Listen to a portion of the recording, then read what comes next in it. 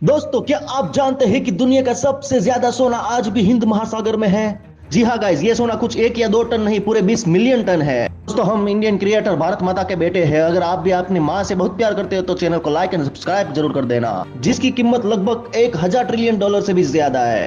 दरअसल ये सोना है वो बहुत स्मॉल पार्टिकल्स में है, इसीलिए इसको समुद्र से निकालना बहुत मुश्किल है, पर नामुमकिन नहीं। जी हाँ, 1980 में विदेशी कंपनी ने इसको निकालने में बड़ी सिद्धि हासिल की थी, लेकिन लालच के चलते वो इस सोने को लेकर भाग चले। इसकी वजह से यूएस आज तक ये पता नहीं कर पाया कि ये सोना पानी से अलग कैसे कर पाए। जी हाँ, आज भी करोड़ों टन सोना पानी के हिंद महासागर में तैनात है।